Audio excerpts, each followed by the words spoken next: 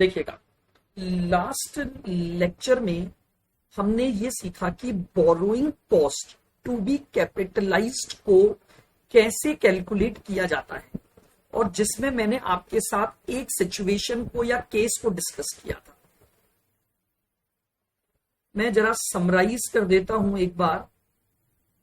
Case ए मैंने आपके साथ डिस्कस किया था, व्हेन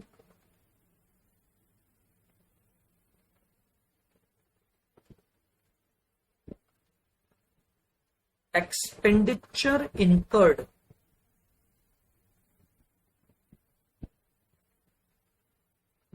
are given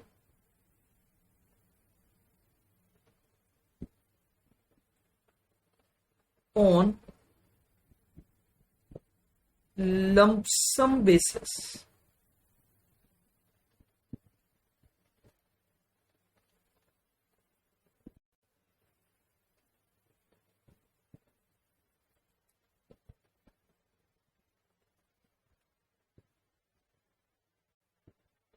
लीजिएगा, when expenditure incurred are given on lump sum basis.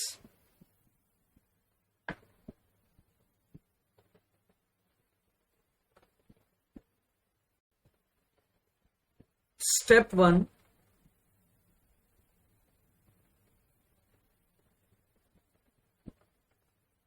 calculate ROC यानी रेट ऑफ कैपिटलाइजेशन।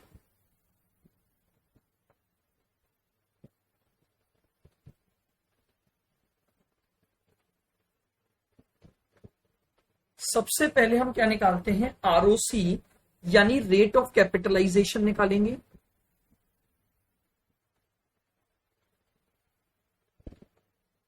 इसमें मैंने आपको दो बातें बताई थी।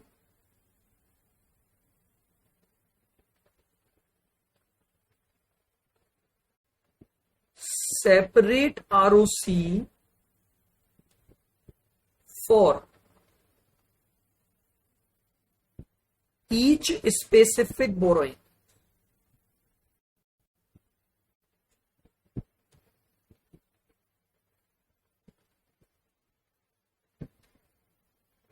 बोरोइंग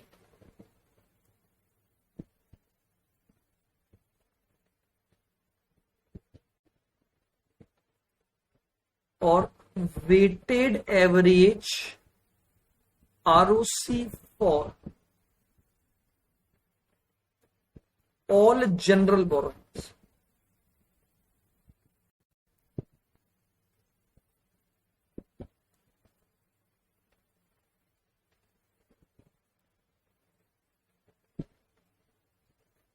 तो लीजिए, जो पहली स्टेप आपकी होगी वो कैपिटलाइजेशन रेट कैलकुलेट करने की होगी, जिसमें आपके पास जितनी भी स्पेसिफिक बोरोइंग्स हैं, यानी जब आपने लोन किसी पर्टिकुलर असेट के लिए लिया है तो उसकी सेपरेट रेट निकालोगे, और जितनी भी आपकी जनरल बोरोइंग है उन सबकी मिलाकर एक वेटेड एवरेज रेट आप कैलकुलेट कर लोगे।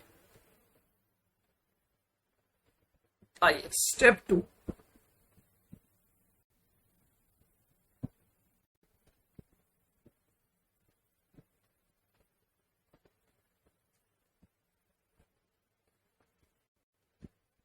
identify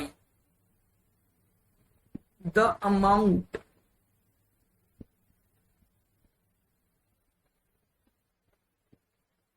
of expenditure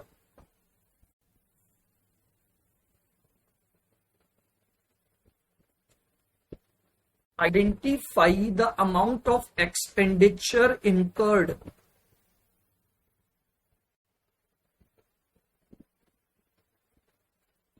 identify the amount of expenditure incurred on qualifying asset।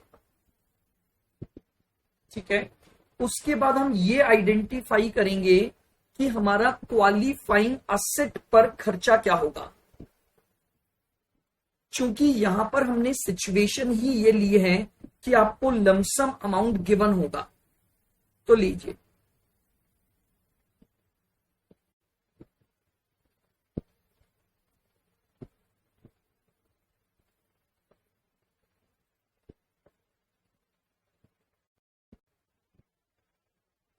Is given. ये आपके पास इसकी क्या बन गई, स्टेप 2 आ जाएगी।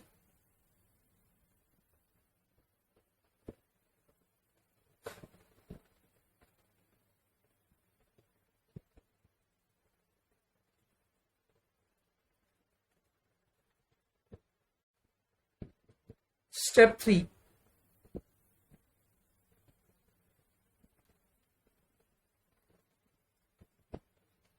पीरियड ऑफ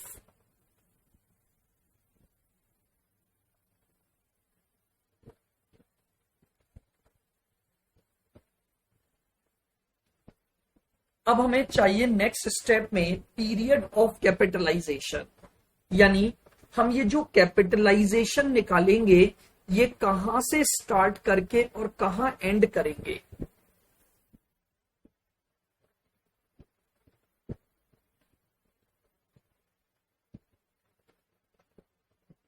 ये आपकी सबसे इंपॉर्टेंट स्टेप थी।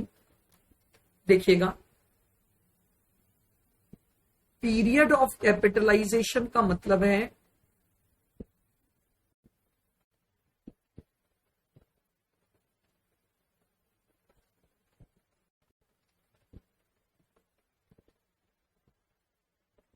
कैपिटलाइजेशन स्टार्ट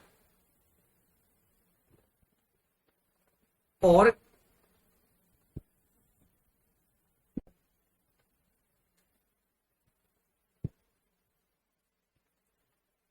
कैपिटलाइजेशन एंड, इन दो बातों पर हमें सोचना है। कैपिटलाइजेशन स्टार्ट कब होगा और कैपिटलाइजेशन एंड कब होगा।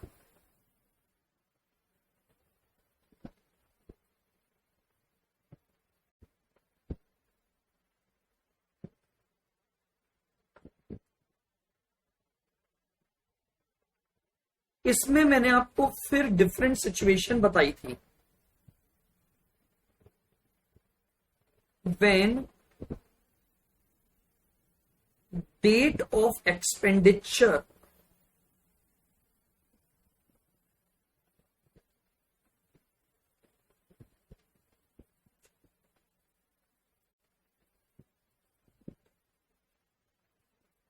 Is given, when date of expenditure is given,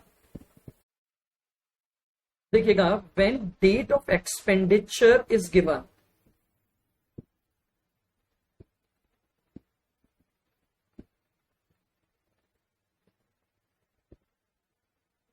तो डेट ऑफ लोन और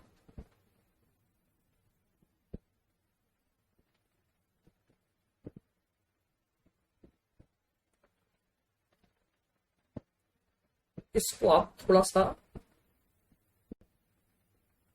पार्ट में बनाइए, एक सेकंड रुकेंगे। इसमें हम दो केस लेते हैं। ए, स्पेसिफिक बोरोइंग, ये हो जाएगा आपका डेट ऑफ लोन और डेट ऑफ एक्सपेंडिचर।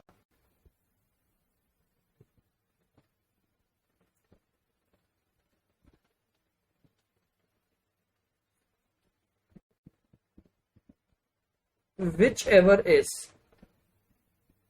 लेटर, यानी अगर हमने कोई स्पेसिफिक बोरोइंग ली है तो लोन लेने की डेट या फिर एक्सपेंडिचर की डेट दोनों में से जो भी बाद में आएगी। और बी, जनरल बोरोइंग अगर है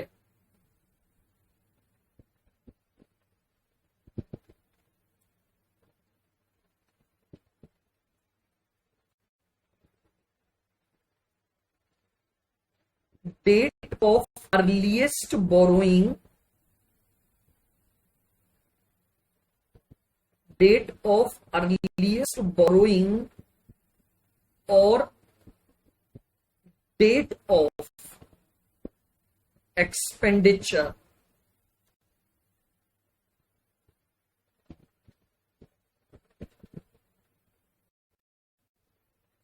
विच एवर इज लेटर। ये लीजिए, तो बहुत सिंपल सा रूल है आपका। अगर आपको क्वालिफाइंग असेट पर किए गए खर्चों की डेट दी हुई है तो उस केस में लोन की डेट और एक्सपेंडिचर की डेट जो भी बाद में हो, और जनरल बोरोइंग के लिए डेट ऑफ अर्लीस्ट बोरोइंग, सबसे पहली वाली जो बोरोइंग है उसकी डेट, या date of expenditure whichever is letter.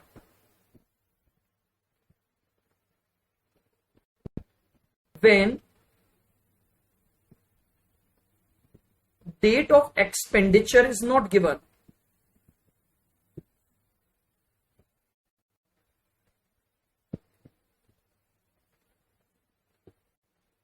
date of expenditure is not given, अगर आपको डेट ऑफ एक्सपेंडिचर गिवन नहीं है तो उस केस में अब हम क्या करेंगे,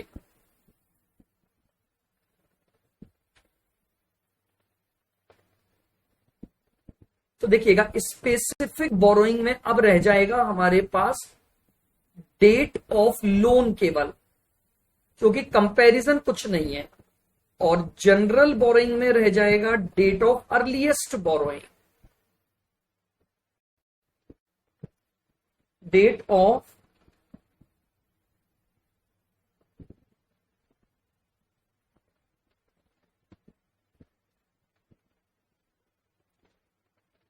अर्लीस्ट बोरोइंग।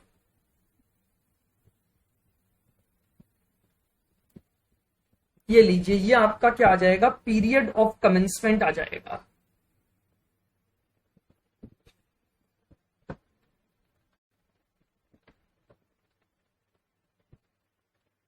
थोड़ा सा बस आपकी जो ये स्टेप है पीरियड वाली, ये आपको ध्यान रखनी है। अब एंड कैसे होगा,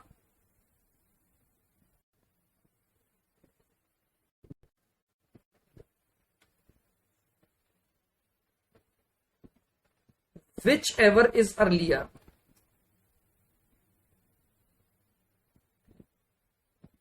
whichever is earlier, A,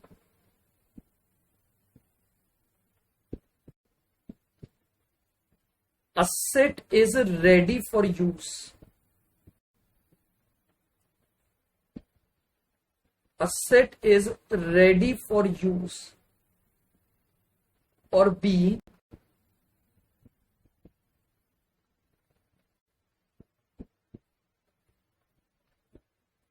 repayment of full loan, या इसको हम ये भी कह सकते हैं बोरोइंग कॉस्ट नॉट इनकर्ड।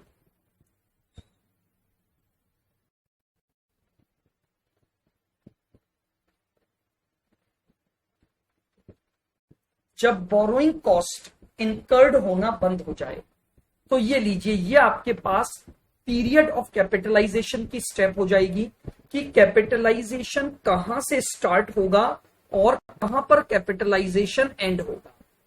बताइए, क्लियर है बिल्कुल ये बात?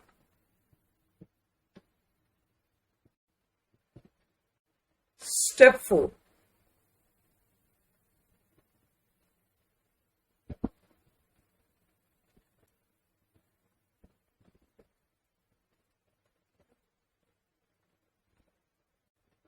calculate amount to be capitalized,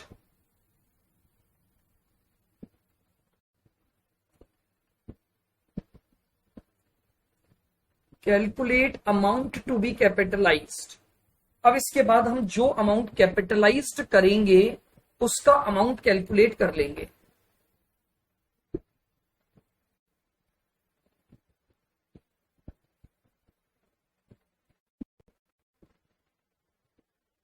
expenditure incurred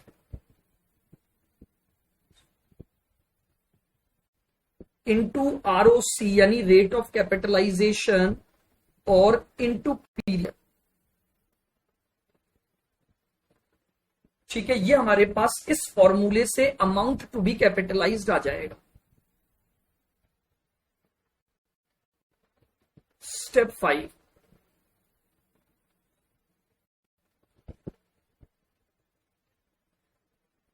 check system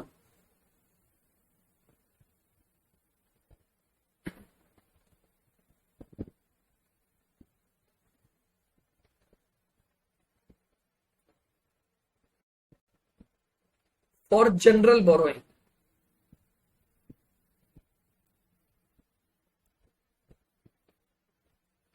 उसके बाद हम क्या लगाएंगे, जनरल बोरोइंग के लिए एक चेक सिस्टम लगाएंगे, और ये चेक सिस्टम ये इंश्योर करेगा कि आपका जनरल बोरोइंग का जो कैपिटलाइज्ड अमाउंट है वो एक्चुअल कॉस्ट से ज्यादा ना हो जाए।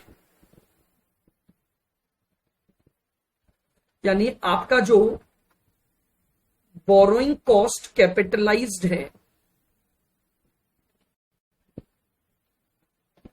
जो बोरोइंग कॉस्ट कैपिटलाइज्ड है, अगर वो लेस देन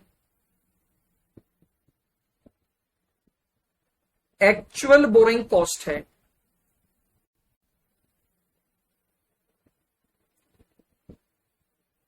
नो ट्रीटमेंट, तो हम इसका कोई ट्रीटमेंट नहीं करेंगे। लेकिन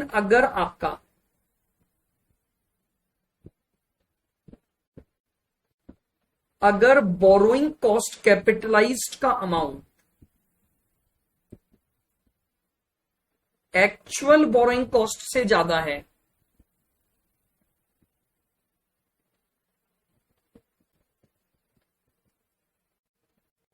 तो actual borrowing cost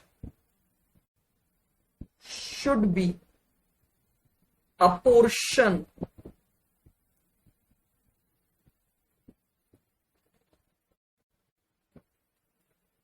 in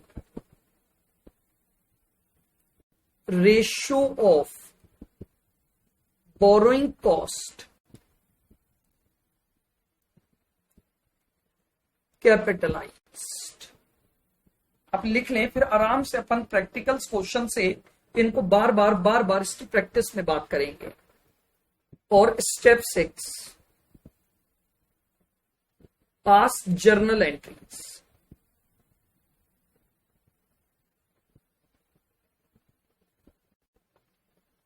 pass journal entry और borrowing cost to be capitalized.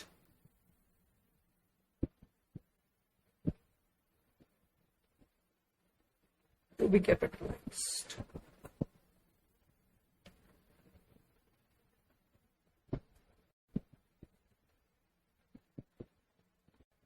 Step 7, identify borrowing cost transferred to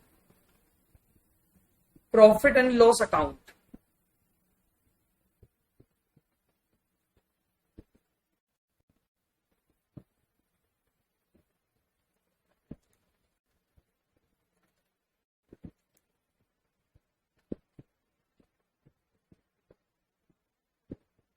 total actual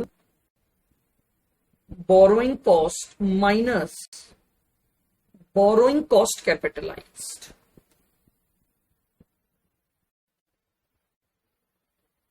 ये लीजिए, ये आपके पास सारी स्टेप्स हो गई।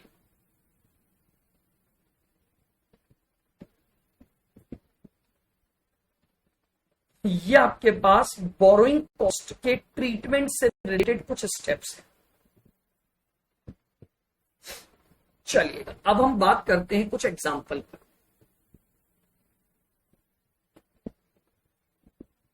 Class example.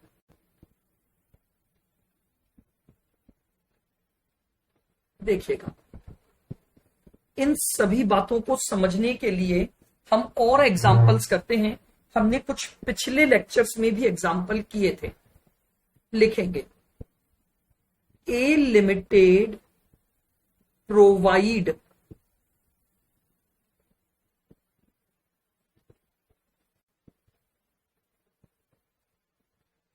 following information.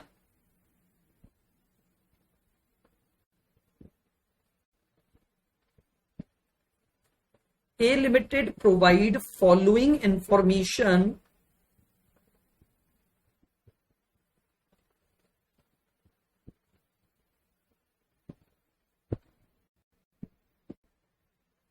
in respect of its borrowing.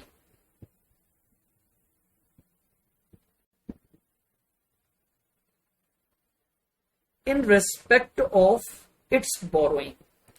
A limited ने जो जो लोन ले रखे हैं, आपको उन लोन का सारा डेटा दिया हुआ है.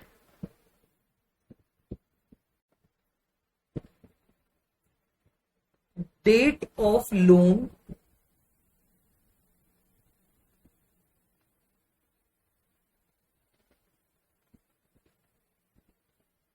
Amount of loan,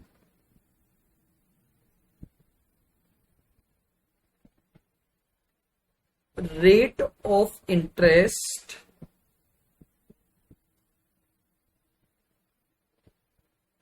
rate of interest,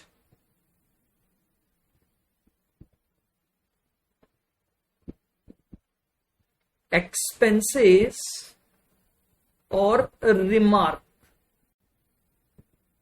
बिल्कुल धीरे धीरे आराम से आप समझिएगा तो पिछली क्लासेस की सारी बातें हम रिवाइज कर लेंगे. 1 अप्रैल 2019 4 लाख रुपए का लोन है. 10% रेट ऑफ इंटरेस्ट पर 2% के खर्चे किए हैं.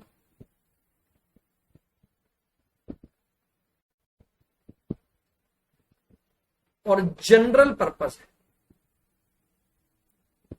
जनरल पर्पस लोन है. 1 जुलाई 2019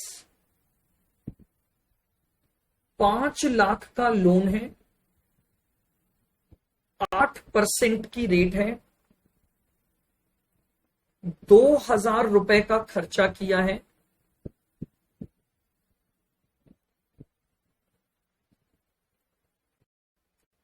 और स्पेशली फॉर बिल्डिंग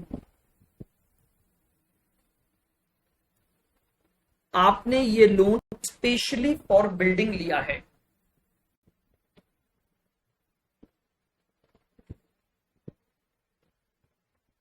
1/10/2019 3,50,000 का लोन है.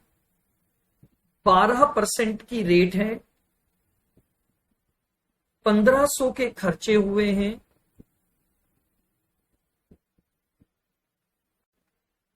और जनरल पर्पस है.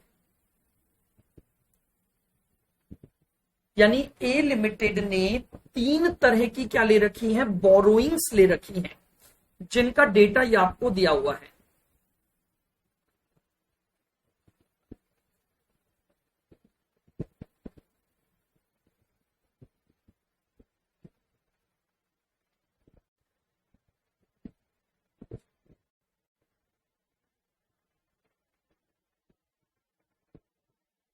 Expenditure incurred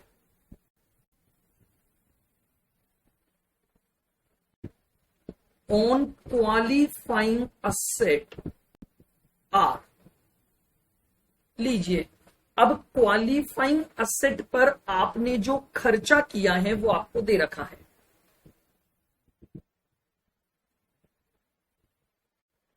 बिल्डिंग पर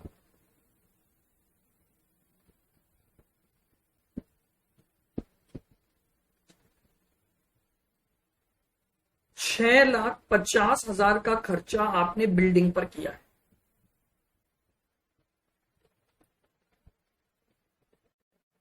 असेट ए बनाई है. 4 लाख का खर्चा आपने असेट ए पर किया है.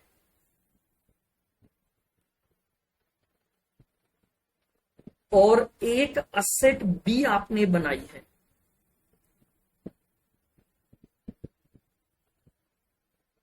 ₹5 लाख का खर्चा आपने असेट बी पर किया। बोलिए, क्लियर है? बिल्कुल। आपको ये सारी बोरोइंग्स का डेटा दे रखा है और आपने जो जो एक्सपेंडिचर इनकर्ड किया है क्वालिफाइंग असेट पर, मैंने आपको वो भी दे दिया।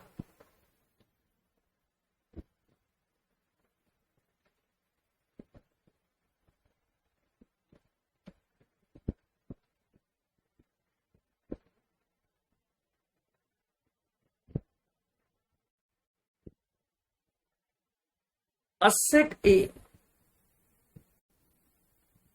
was ready for use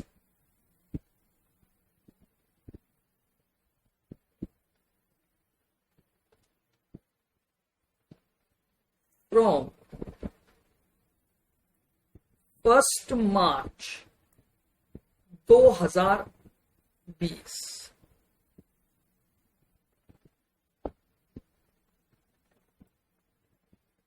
and other assets were under construction.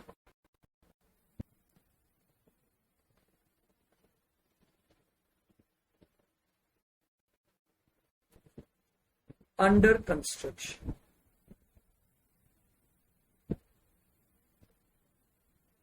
Calculate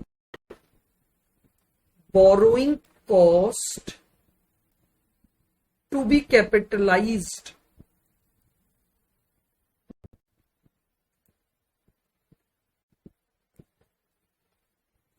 and pass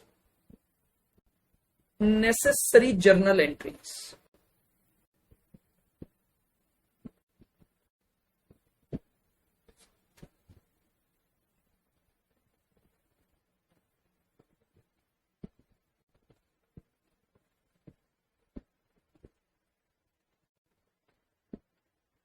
ये लीजिए, ये आपके पास पूरा एक एग्जाम्पल मैंने बना दिया है।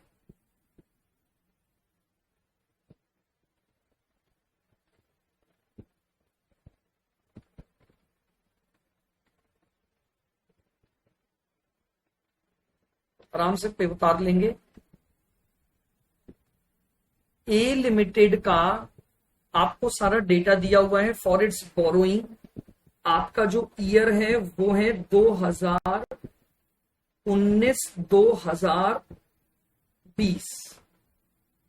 ठीक है, आपको ये सारी बोरोइंग्स का डेटा गिवन है। फिर क्वालिफाइंग असेट पर आपने जो जो खर्चा किया वो आपको गिवन है।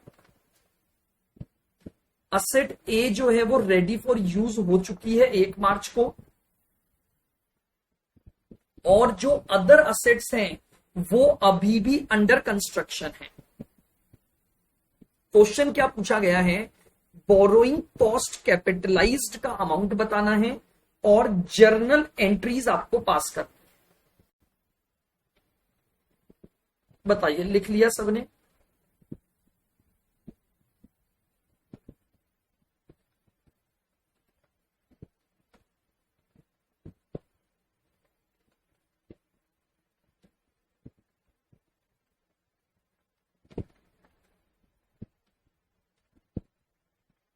चलिए सॉल्यूशन स्टार्ट करते हैं बिल्कुल आराम से।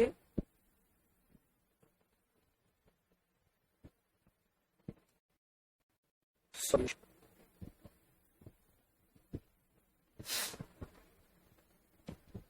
बताइए। सबसे पहले स्टेप नंबर 1,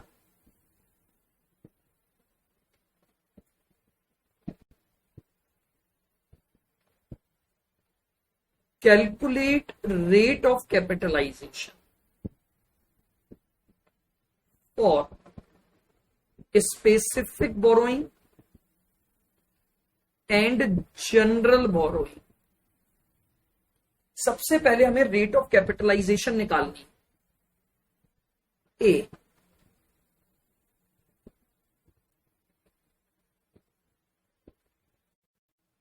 स्पेसिफिक बोरोइंग के लिए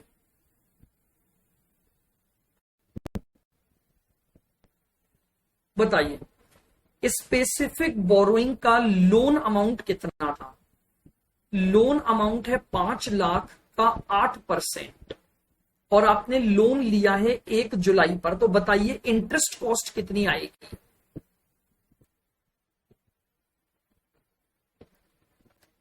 5 लाख का 8% इंटू जुलाई, अगस्त, सितंबर, अक्टूबर, नवंबर, दिसंबर, जनवरी, फरवरी, मार्च, यानी 9/12 प्लस आपका खर्चा हुआ है 2000 डिवाइडेड बाय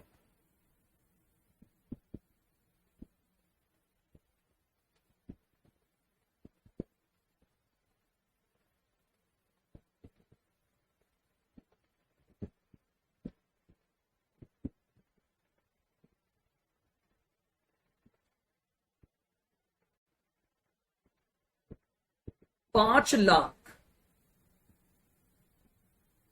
इंटू 9/12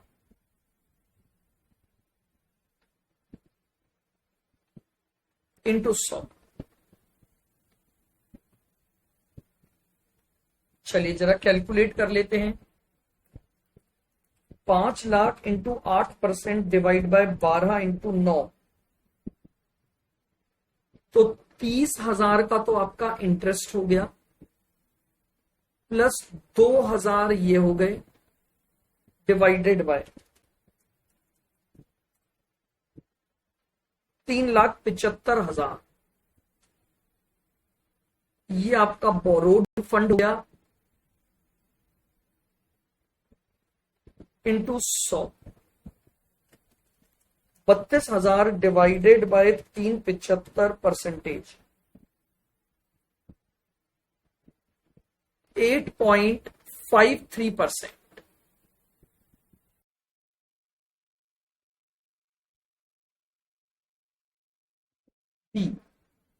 अब देखिएगा, दूसरी हम जो रेट निकालेंगे वो निकालेंगे general borrowing. General borrowing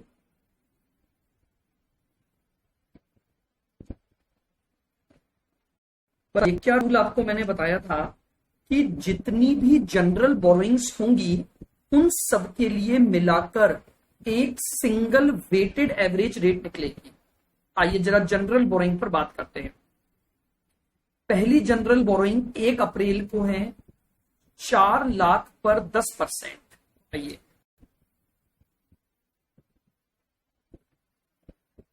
4 lakh पर 10% प्लस इस पर आपको 2% खर्चे दे रखे हैं, तो 4 लाख का 2% यानी 8,000 का आपका खर्चा हो गया। प्लस बताइए दूसरी बोरोइंग कब की है आपकी? जनरल बोरोइंग आपने ली है 1 अक्टूबर को, तो अक्टूबर, नवंबर, दिसंबर, जनवरी, फरवरी, मार्च, 3.5 लाख पर 12% से 6 महीने का ब्याज,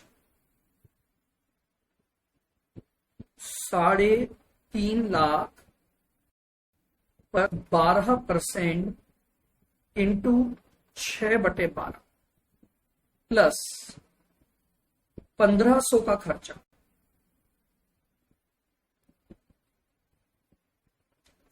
whole divided by 4 lakh into 12/12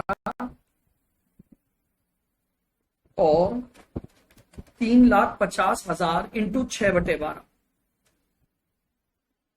3,50,000 into 6/12 और इंटू 100, ये आपके पास जनरल बोरोइंग की रेट आएगी। कैलकुलेट करते हैं।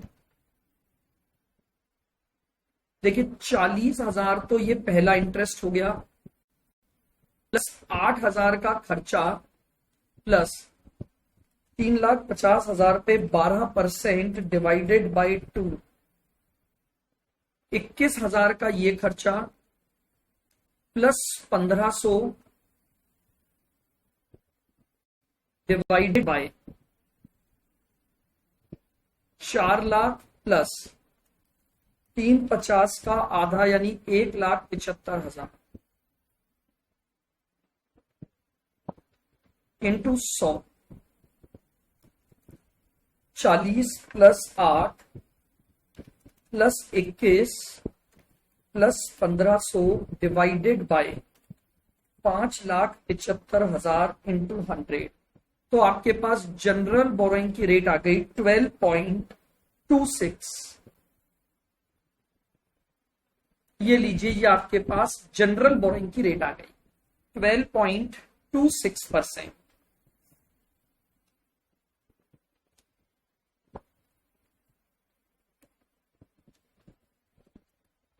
क्लियर? बिल्कुल।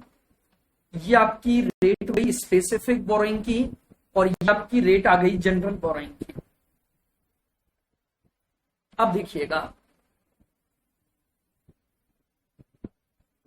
अब हम स्टेप 2, 3 इन सबको में एक साथ होगा, बिल्कुल ध्यान से देखिएगा। सबसे पहले मुझे बताइए आपकी पहली क्वालिफाइंग असेट कौन सी है? हमारी पहली क्वालिफाइंग असेट है बिल्डिंग।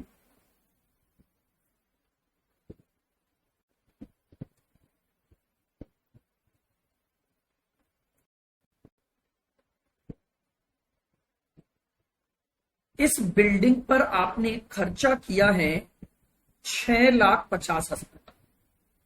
सबसे पहले तो अब ये देखो कि ये जो 650 है, इसमें कितना पैसा इस पर्पस के लिए स्पेसिफिक लिया गया था और बाकी का चला जाएगा जनरल बोरोइंग। तो मैंने इस बिल्डिंग के खर्चे के 2 टुकड़े कर दिए, स्पेसिफिक बोरोइंग और जनरल बोरोइंग।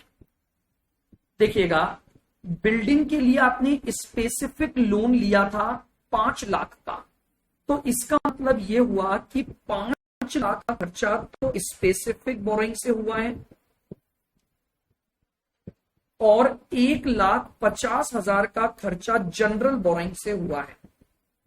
क्लियर? बिल्कुल। ये जो भी खर्चा मैंने क्वालिफाइंग असेट पर किया है, मैंने उसको अलग कर दिया।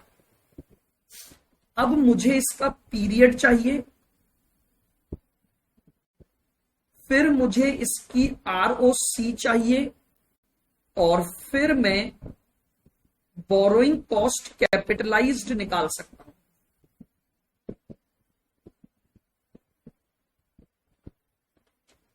Borrowing cost capitalised. आइएगा, अब रूल क्या था, मेरी बात को सुनना। अगर आपको डेट ऑफ एक्सपेंडिचर गिवन है तो अलग रूल था, और date of expenditure is not given तो अलग रूल था।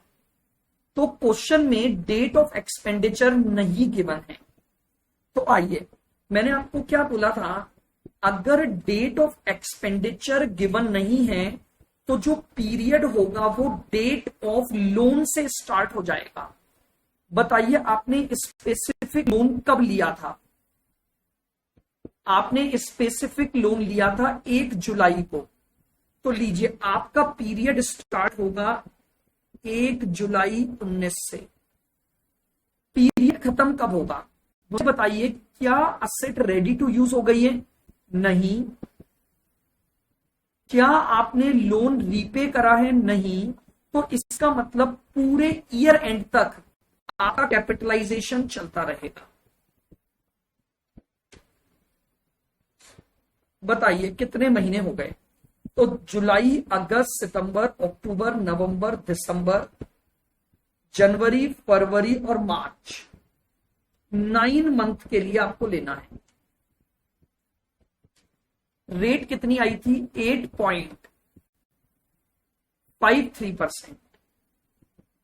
लीजिए, मैंने सारी बातें यहां लिख दी हैं। Listen very carefully. मैंने स्पेसिफिक बोरोइंग का 5 लाख रुपया खर्च किया है। चूंकि मुझे क्वेश्चन में डेट ऑफ एक्सपेंडिचर गिवन नहीं है, तो मैंने डेट ऑफ लोन से अपनी कैपिटलाइजेशन को स्टार्ट किया है और ईयर एंड तक पूरा कैपिटलाइजेशन होगा। तो ये लीजिए, अब मेरे पास आंसर आ जाएगा 5 लाख इंटू 8.53% इंटू 9/12। बताइए कितना अमाउंट हुआ। 5 lakh into 8.53% divide by 12 into 9,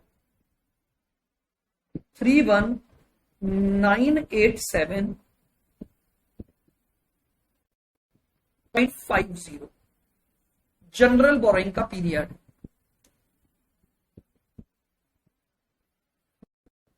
बिल्कुल ध्यान से सुनिएगा, अगर डेट ऑफ एक्सपेंडिचर गिवन नहीं होती है तो मैं जनरल बोरोइंग में सबसे अर्लीस्ट वाली डेट ले लेता हूं, यानी 1 अप्रैल 2019 से मैं 31/3/20 तक का टाइम पीरियड ले लूंगा। दैट मीन्स पूरे 12 मंथ। मुझे बताइए इसकी आरओसी कितनी निकाली थी हमने? 12 पॉइंट। जनरल बोरोइंग की रेट ऑफ कैपिटलाइजेशन थी 12.26। तो बोरोइंग कॉस्ट निकाल लीजिए, 1,50,000 इंटू 12/12, 12 महीने का, और इंटू 12.26%। 1,50,000 पर 12.26, 18,390। ये लीजिए, मेरे पास कैपिटलाइज्ड अमाउंट आ गया। बस इतनी सी वर्किंग आपकी सेकंड स्टेप में, एक साथ में सारी स्टेप्स को लगा रहा हूं। स्टेप 2 खर्चे का अमाउंट, स्टेप 3 पीरियड, और स्टेप 4 बोरोइंग कॉस्ट कैपिटलाइज्ड। आइए वापस से देखते हैं। मैं अब बात करता हूं असेट ए पर। मुझे बताइए असेट ए पर एक्सपेंस कितना हुआ है?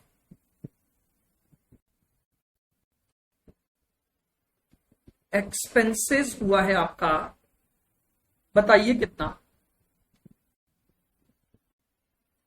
एक्सपेंसेस हुआ है 4 लाख। वेरी गुड, एक्सपेंसेस हुआ है 4 लाख। क्लियर है बिल्कुल? क्या आपने असेट ए के लिए कोई भी स्पेसिफिक लोन लिया था? नहीं। तो यानी ये पूरा का पूरा खर्चा जनरल बोरोइंग का है। जनरल बोरोइंग का खर्चा है। बोलिए क्लियर है बिल्कुल? अब अगर जनरल बोरोइंग का है तो सबसे पहले पीरियड निकालते हैं।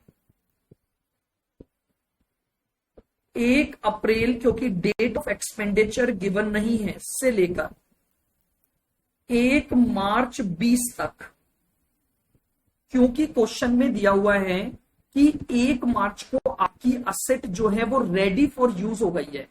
तो जैसी आपकी असेट रेडी फॉर यूज हो जाएगी, हम उसका कैपिटलाइजेशन नहीं कर सकते। आइएगा, कितने महीने हो गए? अप्रैल, मई, जून, जुलाई, अगस्त, सितंबर, अक्टूबर, नवंबर, दिसंबर, जनवरी, फरवरी, यानी 11 महीने। आरओसी रहेगी 12.26%। आप समझ रहे हैं? मैंने आपको पिछले लेक्चर्स में कुछ बहुत डिटेल कैलकुलेशन बताई थी, अब मैं उसको समराइज ले आया एग्जाम पॉइंट ऑफ व्यू से। बोरोइंग कॉस्ट निकालते हैं। 4 लाख इंटू 12.26% इंटू 11/12, बताइए कितना आ गया?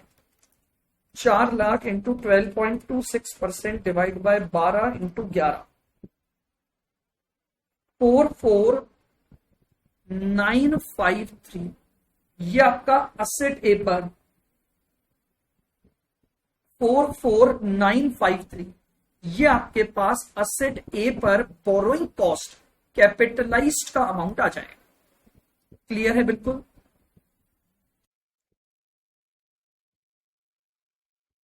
चलिएगा आगे बढ़ते हैं। अब हमारे पास है असेट बी।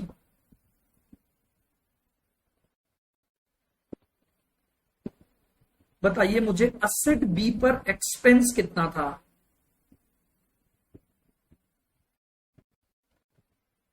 देखिएगा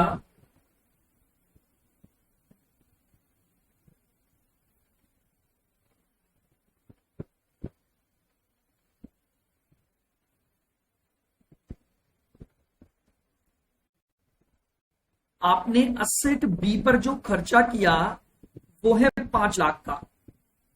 तो लीजिए असेट बी पर आपका एक्सपेंस है 5 लाख, सारा का सारा जनरल बोरोइंग।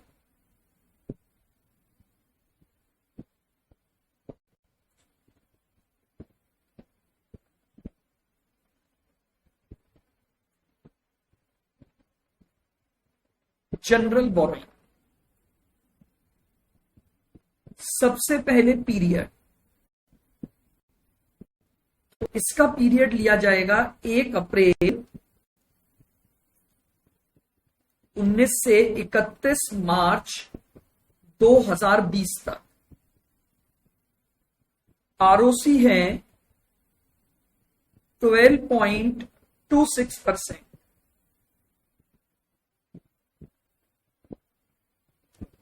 आरओसी है आपके पास 12.26%।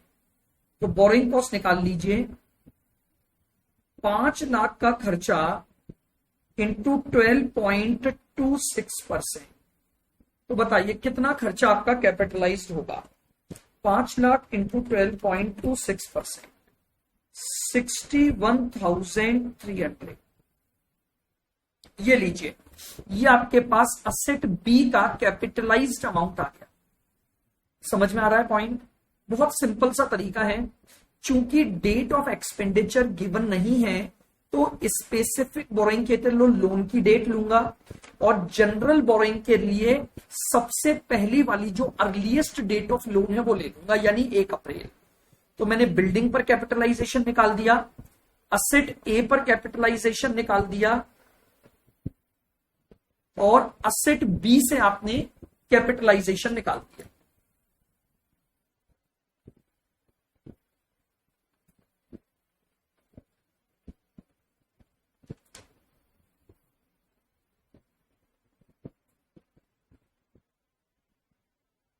बताइए क्लियर है बिल्कुल?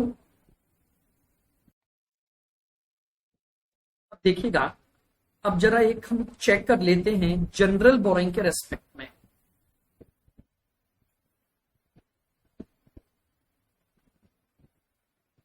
Check system,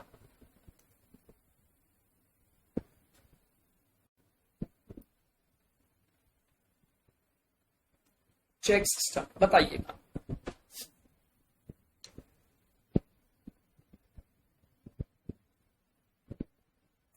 actual borrowing cost कितनी है आपकी?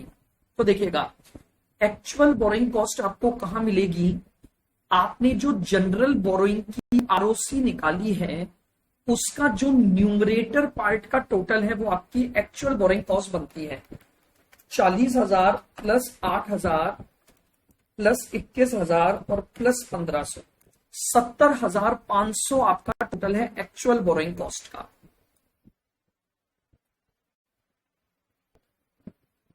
ठीक है, अब आइएगा, आपकी जो बोरोइंग कॉस्ट कैपिटलाइज्ड है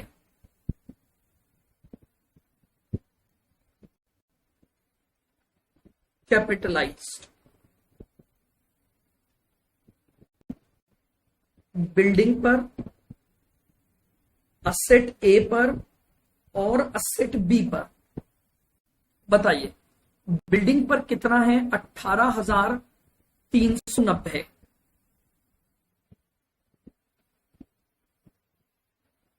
असेट ए पर कितना है आप? 44,953 और असेट बी पर है 61,300। तो कितना हो गया ये?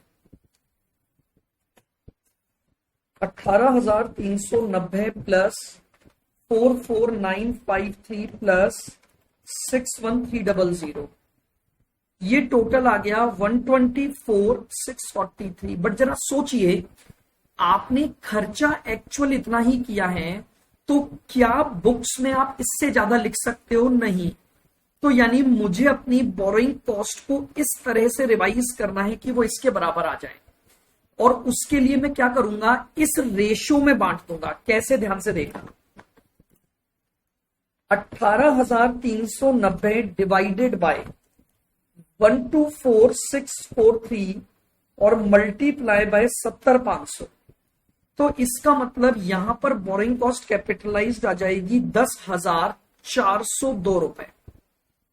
अगला निकालिए, तो 44,953 डिवाइड बाय 124,643 इंटू 70,500, तो ये आ जाएगी आपके पास 25,426।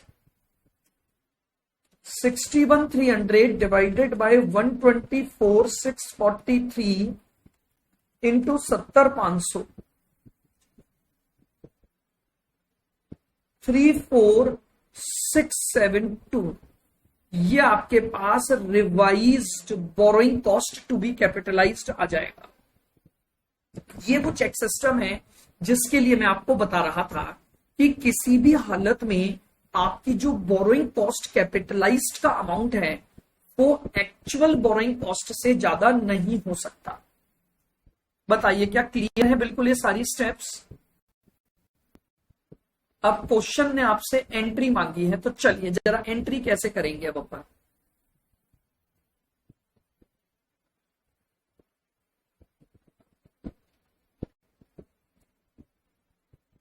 Building account debit. चलिए जरा बताइए, बिल्डिंग पर क्या क्या खर्चा डेबिट होगा? तो मुझे बताइए, बिल्डिंग का खुद का खर्चा आपने कितना किया था? 6.5 लाख प्लस 31,987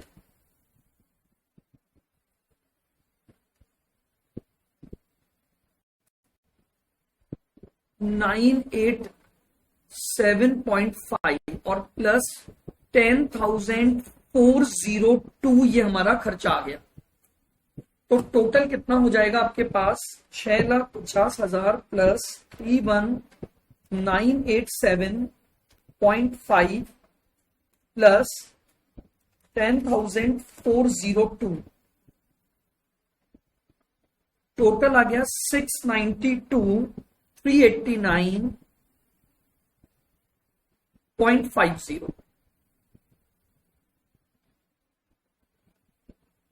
असेट ए अकाउंट डेबिट। आइए असेट ए का खर्चा निकालते हैं। बताइए, असेट ए पर मैंने खर्चा कितना किया था? 4 लाख।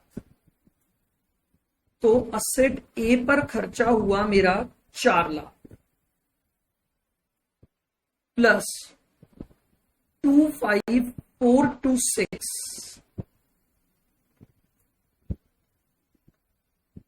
4,25,426 रुपए आ गया।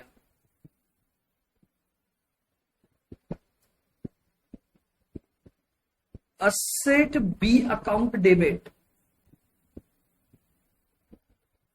बताइए, असेट बी पर मैंने खर्चा कितना किया था? असेट बी पर खर्चा था 5 लाख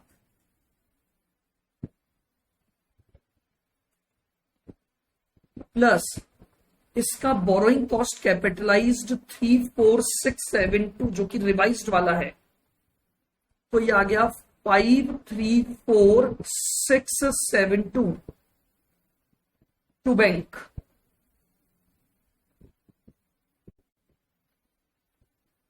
जोड़ दीजिए सारा, 692,389.5 प्लस 425,426 प्लस 534,672,